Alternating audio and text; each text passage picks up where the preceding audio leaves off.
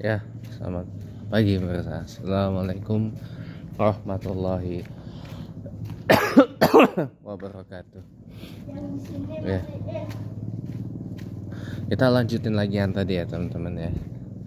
Kalau kita mengkaji secara psikologis maupun secara psikososial, kenapa orang banyak yang nggak begitu suka ketika diperdengarkan lantunan ayat-ayat Al-Quran maupun bacaan-bacaan hadis, terutama kalau kita memutarnya entah melalui YouTube atau kalau yang punya televisi parabola atau televisi berbayar, biasanya lewat saluran televisi Al-Quranul Karim yang siaran langsung 24 jam dari Masjidil Haram, dari Makkah, dan juga As-Sunnatun Nabawiyah yang siaran langsung 24 jam dari Masjid Nabawi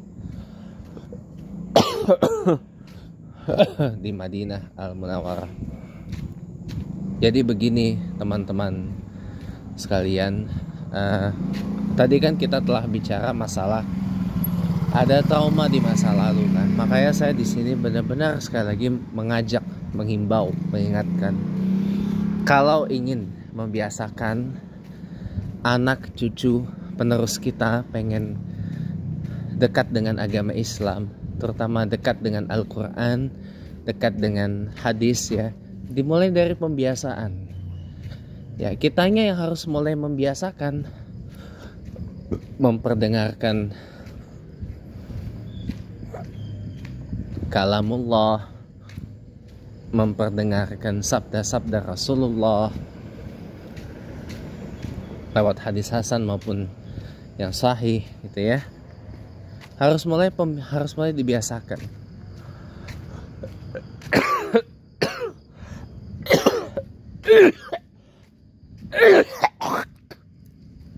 Nah, pertanyaannya,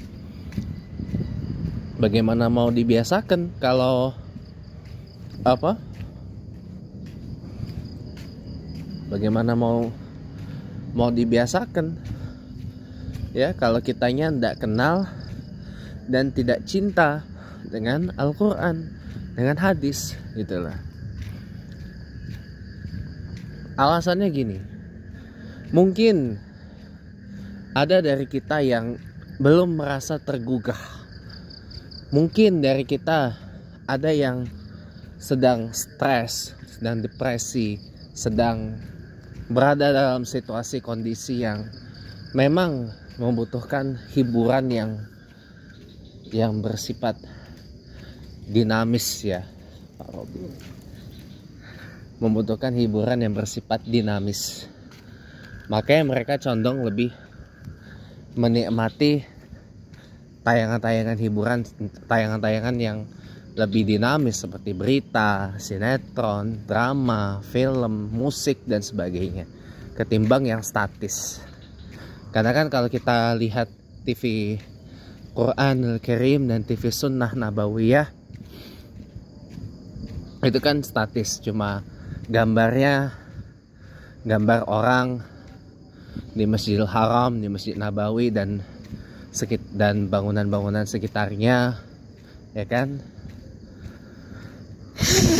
Apa begitu doang? Kan statis itu kesannya. Lihat orang sholat ya kan, yang zona waktunya tentu berbeda dengan kita ya kan. Di sini kita sudah masuk waktu sholat subuh, di sana masih tengah malam, masih waktu tahajud, waktu sahur bulan Ramadan ini ya. Jadi gitu teman-teman. Jadi ya preferensinya sih beda ya. Tapi kalau kita mengkaji secara psikologis, respon motoriknya ini, respon disonansi kognitifnya ini, dimana orang kayak merasa kayak dia nih belum menjalankan apa yang seharusnya dijalankan sebagai umat Islam. Ya, karena mungkin yang bersangkutan jarang baca Quran, jarang ngaji hadis, ya mungkin salat pun juga jarang ya. Akibatnya dia merasa ketika kita putar Quran, putar hadis, ketika TV kita setel dengan TV Quranul Karim, dengan TV Sunnah Nabawiyah, atau kalau radio kita biasa setel radio Rasil gitu misalkan, radio dakwah sekelas Rasil atau Roja lah misalkan. Kalau saya sih lebih condong ke Rasil ya, bukan ke Roja. Roja tuh Wahabi, saya gak suka. Mendingan Rasil. Rasil masih netral ya.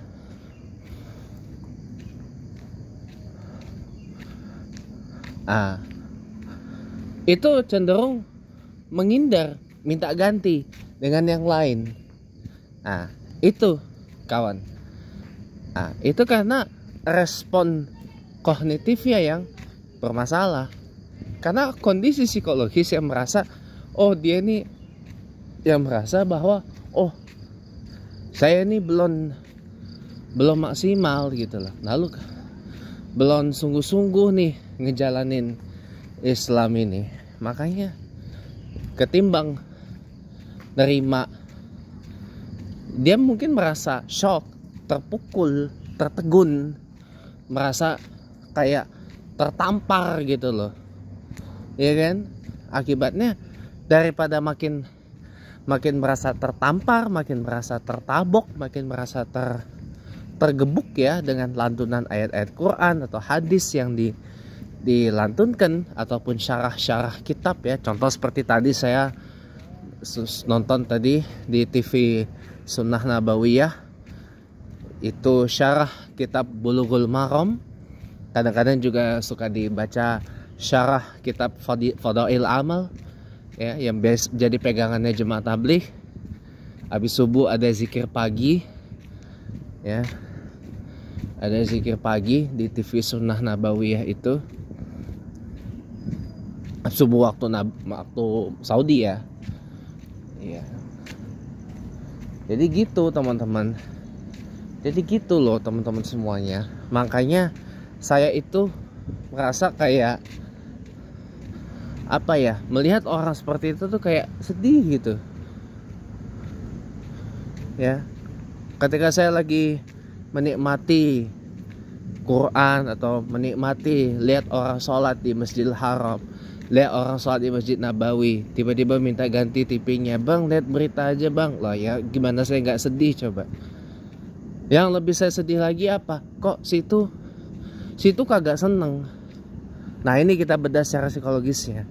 Jadi ternyata itu ada pengalaman masa lalu yang pahit lah tentang itu. Mungkin ketika disuruh salat ya kan, ketika suruh berjamaah ke masjid ya kan, terlalu dikerasin sama orang tua ya kan, akibatnya terbawa sampai tua. Jangan teman-teman, jangan terlalu keras, persuasif aja. Kalau bisa nyontoh kayak saya ini loh. Saya kenapa terbiasa saat berjamaah di masjid ya, karena papa saya almarhum ya, almarhum papa saya yang bawa saya salat jemaah ke masjid ya. Bahkan waktu saya kecil, saya TK masih playgroup ya, udah sholat Jumat sendiri saya. Udah sholat Jumat sendiri, nggak didampingin papa karena papa kerja ya kan, sementara saudara-saudara pada tinggal jauh. Saya masih di Pamulang waktu itu ya. Udah saya sendiri, nggak ada saya sholat main-main atau apa, nggak ada. Pada umur saya masih playgroup, masih bocah lah itu, nggak ada saya sholat main-main petukulan kesana kesini ya kan. Memang satu karena saya nggak punya teman main, dan yang kedua ya karena memang saya dididik untuk kalau sholat tuh fokus gitu loh. Nggak ada sholat tuh main-main kayak gitu. Dan kebetulan saya tumbuh di keluarga yang memang terbiasa dengan sholat ke masjid, baca Quran, dengar hadis itu, baik dari papa maupun dari mama gitu. Jadi buat saya sih itu hal yang biasa gitu, hal yang relatif umum. Makanya saya bersyukur loh bisa lihat Mekah, Medina, meskipun dari jauh ya. Makanya itu alasan psikologisnya, karena merasa kayak aduh gua ini belum ini banget gitu loh melaksanakan Islamnya gitu loh. Belum sungguh-sungguh banget gitu. Masih kedodoran, masih main-main gua ini gitu. Akibatnya jadi ya begitu deh. ada rasa kayak gitu. Makanya orang memilih menghindar daripada ditambah stres. Udahlah ganti aja dengan yang lebih menghibur dan lebih entertain gitu kan. Kalau untuk masalah kayak ya ibadah tuh kan urusan privat pak, nggak perlulah pakai di expose di publikasi apa segala macam, apalagi nonton TV yang isinya salat kayak gitu, nggak perlulah ya. Nggak gitu kawan. Kita dalam agama Islam itu harus bangga dengan keislaman kita. Harus bangga dong. Harus bangga. Kenapa harus bangga? Karena kita menunjukkan, wah, kita ini adalah umat agama Allah.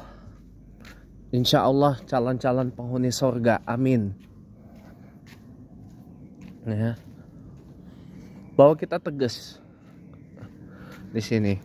Bahwa maaf, kami ini umat Islam. Kami harus, tapi juga jangan mempublikasi dengan sholat di jalan, nggak boleh ya, nggak boleh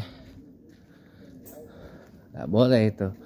Kalau sholat di jalan nggak boleh ya, kecuali kalau jalannya ditutup disterilkan nggak apa-apa. Tapi kalau jalan yang nggak ditutup, nggak disterilkan, jangan, nggak boleh ganggu orang. Kalau jalannya ditutup disterilkan nggak apa-apa gitu. Ya semoga bermanfaat.